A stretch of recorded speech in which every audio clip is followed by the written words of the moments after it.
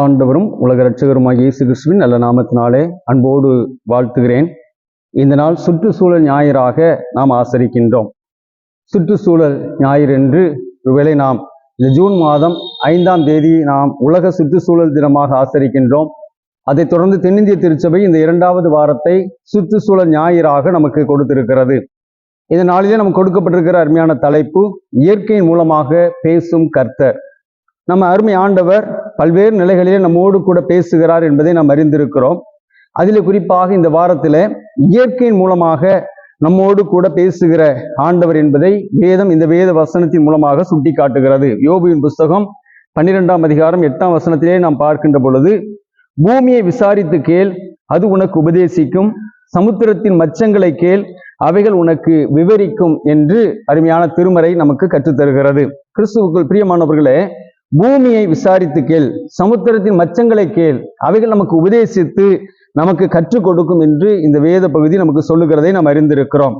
இந்த நாளிலே நாம் பார்க்கின்ற அருமையான இந்த திருமறை பகுதியிலே நமக்கு கொடுக்கப்பட்டிருக்கிற வேத வசனமானது வெளிப்படுத்தின விசேஷம் 22ஆம் அதிகாரத்தை எடுத்துக்கொள்ளுகின்ற பொழுது அங்கே வேதம் இவ்வாறு தெளிவாக சொல்லுகிறது, சுத்தமான நதி தேவனுடைய ஆட்டுக்குட்டியானவர் இருக்கிற சிங்காசனத்திலிருந்து புறப்பட்டு வருகிறதை எனக்கு காண்பித்தார்.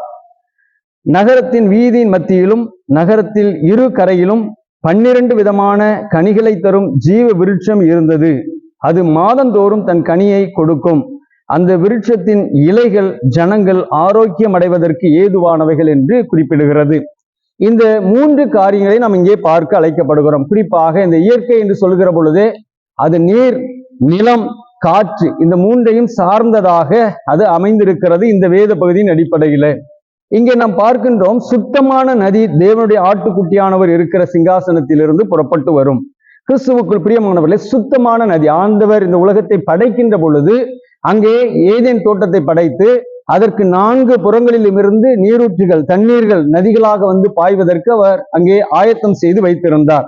அந்த இடம் அங்கே ஜனங்கள் ஆண்டவர் கீழ்ப்படியாமல் போன பொழுது அந்த தோட்டத்தை பண்பெடுக்கவும் பாதுகாக்கவும் ஆண்டவர் கொண்டு வந்து அருமையான மனிதனை அங்கே வைத்தார் என்று சொல்லி பார்க்கிறோம். ஆதாம் ஏவாளை அங்கே வைத்தார் என்பதை ஆதியாகமம் 2ஆம் அதிகாரம் 15ஆம் வசனம் நமக்கு குறிப்பிடுகிறது. அதை பண்படுத்தவும் பாதுகாக்கவும் ஆண்டவர் ஏற்படுத்தினார்.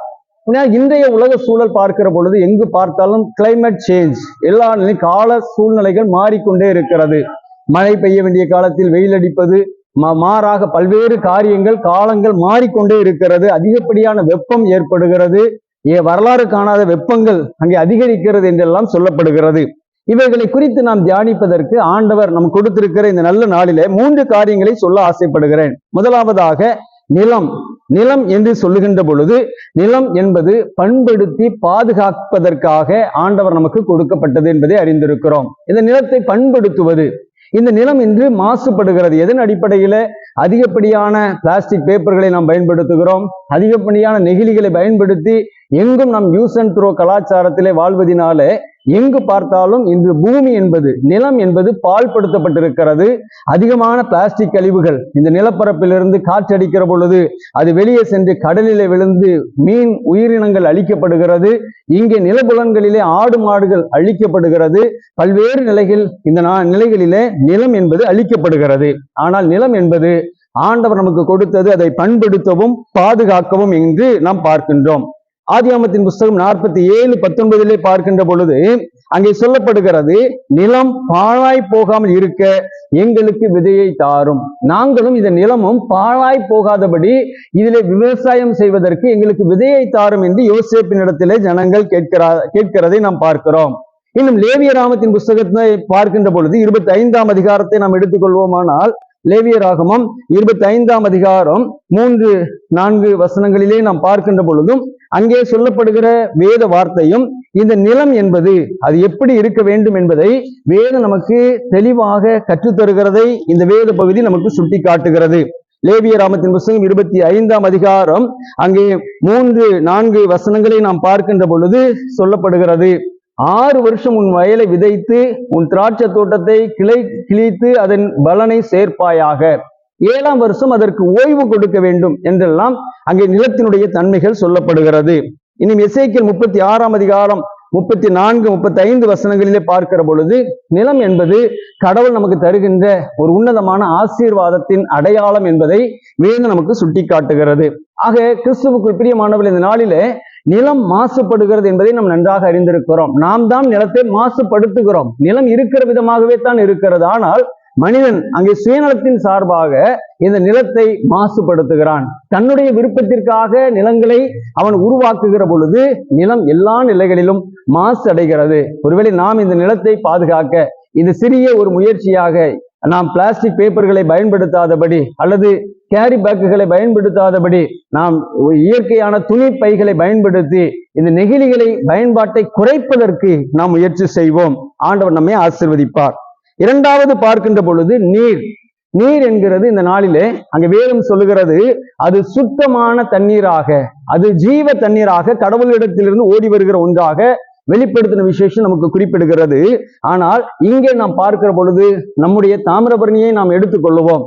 ஒரு காலகட்டத்திலே அதனுடைய தண்ணீர் குடிப்பதற்கு ஏதுவாக இருந்தது. கடைசி வரையிலும் வருகிற ஜனங்கள் அந்த தண்ணீரை மோந்து குடித்த காலங்கள் உண்டு. ஆனால் இன்று அது முழுவதும் அங்கே பால் படுத்தப்பட்டு விட்டது, அது மாசுபட்டு விட்டது என்று சொல்லி நாம் பார்க்கிறோம். ஆனால் அந்த தண்ணீர் எப்படி உருவாகிறதோ அங்கே அப்படித்தான் உருவாகிறது. ஆனால் அதனுடைய பயன்பாடு என்பது ஜனங்களுக்கு நேரடியாக இல்லாமல் சென்று விட்டது என்பதை பார்க்கிறோம். புலம்பல் 5ஆம் அதிகாரம் 4ஆம் வசனத்தை நாம் எடுத்துக்கொள்கிற பொழுது அங்கே சொல்லப்படுகிறது, எங்கள் தண்ணீரை விலைக்கு வாங்கி குடிக்கிறோம். எங்கள் தண்ணீரை நாங்கள் விலைக்கு வாங்கி குடிக்கிறோம். அந்த அளவு இந்த சூழ்நிலை மாறி இருக்கிறது. ஒருவேளை ஒரு 40 ஆண்டுகளுக்கு முன்பதாக யாராகிலும் நம் தண்ணீரை விலைக்கு வாங்கி குடிப்போம் என்று நாம் யோசித்தது உண்டா? இல்லை. ஆனால் அந்த சூழல் மாறி தண்ணீர் தனியார் மயமாக மாறி அது வியாபார நுணுக்கமாக 1/2 லிட்டர் கேன்ல 1 லிட்டர் கேன்ல 300 மில்லியன் கேன் என்று சொல்லி முழுவதுமாக அது தனியார் மயமாக பிரிக்கப்பட்டு விட்டதை காண்கிறோம். தண்ணீர் குடிக்க வேண்டும் என்றாலே தனி மனிதனிடத்திலே வாங்கி குடிக்க வேண்டும் என்கிற நிலைக்கு நாம் தள்ளப்பட்டு விட்டோம். இப்படிப்பட்ட சூழ்நிலைகள் வேதத்திலே அது புலம்பலிலே வருகிறது. அது நமக்கு சாபமாக சொல்லப்படுகிறது. ஆனால் நாம் இன்று அதை ஆசீர்வாதமாக எண்ணிக்கொண்டிருக்கிறோம் என்பதை வேதம் சுட்டி காட்டுகிறது. இன்னும் ஆதியாகமத்தின் புத்தகம் 26ஆம் அதிகாரம் 15, 20, 21 வசனங்களை பார்க்கிற பொழுது இந்த ஈசாக்கு எங்கு சென்றாலும் துறவை வெட்டுகிறான், அதை உருவாக்குகிறான், அதில் தண்ணீரை காண்கிறார்கள். ஆனால் ஒரு கூட்ட ஜனங்கள் அங்கே வந்து துறவை தூர்த்து போட்டார்கள் என்று சொல்லப்படுகிறது. பெலிஸ்தியர் அங்கே வருகிறார்கள், தூர்த்து போடுகிறார்கள். காரணம், அந்த ஜனங்கள் தன்னுடைய பலனை கொண்டு இந்த துறவு என்பது தண்ணீர் என்பது எல்லாருக்கும் தேவை என்பதை விட்டுவிட்டு இதை நாங்கள் உங்களை பயன்படுத்த விடமாட்டோம் என்று தூர்த்து போடுகின்றார்கள். அது திட்டமிட்டே செய்யப்படுகிற வாழ்வாதாரத்தை அழிக்கின்ற ஒரு செயல். ஒரு தனி மனிதன் தங்களுடைய இடத்திலே அவன் முன்னேறிவிடக் கூடாது என்பதற்காக அவருடைய வாழ்வாதாரத்தை அழிக்கக்கூடிய சூழ்நிலையை நாம் பார்க்கிறோம். 2 ராஜாக்களின் புத்தகம் 2ஆம் அதிகாரம் 19 - 21 வசனம் வரையிலும் பார்க்கிற பொழுது அங்கே எலிசாவின் இடத்திலே ஜனங்கள் எல்லாரும் வருகிறார்கள். ஐயா, இந்த நிலத்துல நாங்க உட்கார்ந்துக்கிடலாம், பரவாயில்ல, ஆனா இந்த நிலத்திலே விவசாயமும் செய்ய முடியாது. இந்த நிலத்திற்கு கீழாக இருக்கக்கூடிய தண்ணீர் அது ஒன்றுக்கும் உதவாததாக காணப்படுகிறது என்று சொன்ன பொழுது, அது நாங்கள் பருகுவதற்கும் எதற்கும் பயன்படாது என்று சொன்ன பொழுது எலிசா ஒரு உப்பை கொண்டு வாருங்கள் என்று ஒரு துரட்டியிலே வைத்து அதை தோண்டி அங்கே அவன் செய்த காரியம், நான் தண்ணீரை ஆரோக்கியமாக்கினேன், இனி இதனால் சாபம் வராது, நில பாலும் இராது என்று கர்த்தர் சொல்லுகிறார் என்று சொன்னான். அந்த இடத்தை பாருங்க, அவன் தூய்மையாக்குகிறான். நிலத்தை நீரை அவன் தூய்மையாக்கி ஜனங்களுடைய பயன்பாட்டிற்கென்று பொது பயன்பாட்டிற்கென்று அவன் கொடுக்கிறதை பார்க்கிறோம். ஆனால் இன்று நாம் திட்டமிட்டே தண்ணீரை அசுத்தப்படுத்தி தனியார் மயமாக இந்த தண்ணீர் விற்கப்படுவதற்கு நாம் அங்கே பல்வேறு நிலைகளிலே உந்துதல் செய்கின்றவர்களாக காணப்படுகிறோம். தேவன் விரும்புகிற காரியம், பொதுவாக அவர் கொடுத்தது நிலம், நீர், இதையெல்லாம் நாம் எளிமையாக அல்லது பொதுவாக இலவசமாக வைத்திருக்க வேண்டும் என்பதற்காக. ஆனால் அது இன்று வியாபாரமாக போய்விட்டது. அது நம்முடைய சந்ததிக்கு சாபம் என்பதை உணர்ந்து கொள்ள அழைக்கப்படுகிறோம். ஏன் இப்படியே போனா இன்னும் கொஞ்ச நாள்ல காற்றையும் நாம் சிலிண்டர்கள்ல வைத்துக் கொண்டு முதுகுல கட்டி கொண்டு போக வேண்டிய காலம் என்பது வெகு தொலைவில் இல்லை. அந்த அளவு இந்த உலகம் மாசுபட்டு கொண்டிருக்கிறது என்பதை நாம் உணர்ந்து எச்சரிக்கையுடன் செயல்பட அழைக்கப்படுகிறோம். 3வது பார்க்கின்ற பொழுது காற்று. ஏசாயா தீர்க்கதரிசி புத்தகம் 14ஆம் அதிகாரம் 7, 8 வசனங்களிலே பார்க்கிற பொழுது அங்கே சொல்லப்படுகிறது, பூமி இளைப்பாற மரம் வெட்டப்படக்கூடாது என்பதை அங்கே சொல்லுகிறது. நல்ல உயர்ந்த மரங்கள் சொல்லுகிறது, நாங்கெல்லாம் வளர்ந்து சாஞ்சு போய் கிடந்தா கூட எங்களை வெட்ட வருவார் யாரும் இல்லை என்று சொல்லி அங்கே இருக்கிற கேதுரு மரங்களும் அங்கே இருக்கிற உயர்ந்த மரங்களும் அங்கே குறிப்பிடுகிறது. மரங்கள் பேசுகிறதை நாம் பார்க்கிறோம், எங்களை வெட்ட வருவார் யாரும் இல்லை என்று சொல்லி. அன்பார்ந்தவர்களே, ஆனால் இன்று நாம் மரங்களை வெட்டி அழிப்பதினாலே காற்று மாசுபடுகிறது. காடுகளை அழிப்பதினாலே இந்த காடுகள் இயற்கையாகவே நமக்கு ஆக்சிஜனை உற்பத்தி செய்து கொடுக்கிற அந்த காற்றுகள் மாசுபடுகிறது. டெல்லி பட்டணத்தை பாருங்கள், அது மாசுபட்ட காற்று என்று சொல்லப்படுகிறது. ஒவ்வொரு இடங்களிலும் அங்கே காற்று மாசுபட்டிருக்கிறது என்பதை வேதம் நமக்கு சுட்டி காட்டுகிறது. ஆனால் இந்த காற்று மாசுபடாமல் இருக்க நாம் அங்கே தேவனுடைய படைப்புகளை கவனித்து பார்க்க வேண்டியது அவசியமாய் இருக்கிறது. இங்க பார்க்கிற பொழுது யோபு 37:21 சொல்லுகிறது, காற்று வீசி ஆகாய மண்டலத்தில் உள்ள மப்பும் நீங்க பண்ணியிருக்கிற சமயத்தில் வடக்கே இருந்து பொன்மயமான காந்தி வருகிறது.